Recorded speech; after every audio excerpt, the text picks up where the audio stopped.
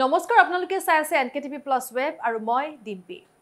ৰাজ্যত চলি আছে এতিয়া ৰঙালী বিহুৰ উখল মাখল আৰু তাৰ মাজত সংঘটিত হৈছে এক ভয়ানক ঘটনা।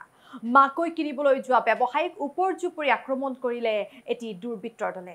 হয়, আপোনালোকে ঠিকেই শুনিছে, মাকৈ কিনিবলৈ যোৱা ব্যৱসায়িক ওপৰজুপৰি আক্ৰমণ কৰে এটি দুৰ্বৃত্তৰ দলে। ৫-৬ জনীয়া দুৰ্বৃত্তৰ দলে আক্ৰমণ কৰিলে মাকৈ কিনিবলৈ যোৱা ব্যৱসায়িক। বঙাইগাঁও জিলাৰ মানিকপুৰ আৰক্ষী থানাৰ অন্তৰ্গত দেউতাৰীত সংঘটিত হৈছে এই ঘটনা। মাকৈ ক্ৰয় কৰিবলৈ যোৱা ব্যৱসায়িক ৫-৬ জনীয়া দুৰ্বৃত্তৰ দলে আক্ৰমণ কৰাৰ ঘটনাই এতিয়া তীব্ৰ চাঞ্চল্যৰ সৃষ্টি কৰিছে। জানিব পৰা মতে মানিকপুৰ আৰক্ষী থানাৰ অন্তৰ্গত হুনাইকালা গাঁৱৰ ব্যৱসায়ী কেৰামত আলীয়ে মাকৈ ক্ৰয় কৰাৰ উদ্দেশ্যেৰে দেউতাৰীত গৈ এটা দোকানত চাহ খাবলৈ লওঁতে আক্ৰমণ কৰে দুৰ্বৃত্তৰ দলটোৱে। মাটিত বগৰাই লাঠি বাহেৰে ওপৰজুপৰি আক্ৰমণ কৰাৰ ফলত তেজেৰে লুটুৰি পুটুৰি হৈ পৰে কেৰামত আলী। পিছত স্থানীয় ৰাইজৰ তৎপৰতাত কেৰামত আলীক উদ্ধাৰ কৰি বঙাইগাঁৱৰ এখন ব্যক্তিগত চিকিৎসালয়ত ভৰ্তি কৰোৱা হয়। সম্প্ৰতি মৃত্যুৰ সৈতে এতিয়া যুঁজি আছে ব্যৱসায়ী কেৰামত আলী।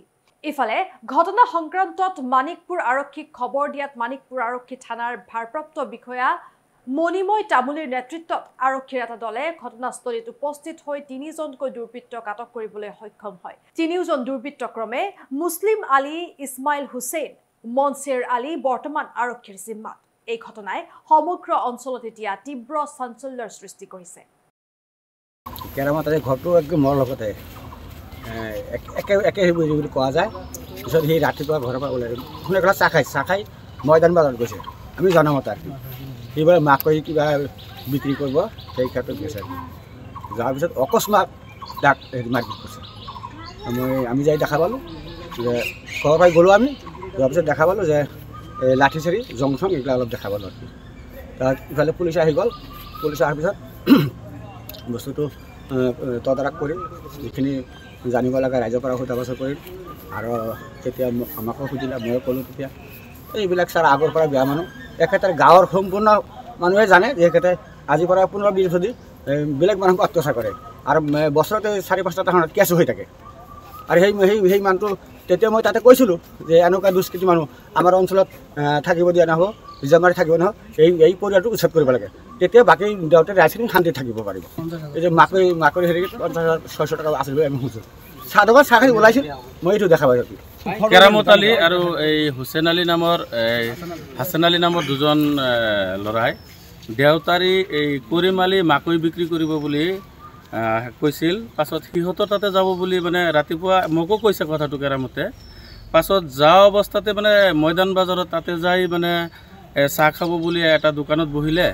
দোকানত বহাৰ পাছত মানে তাতে এই দেউতাৰী গাঁৱৰ VDP ৰেজ্জাকালীও তেখেতৰ লগত একেলগে বহি চাহ খাই আছিল।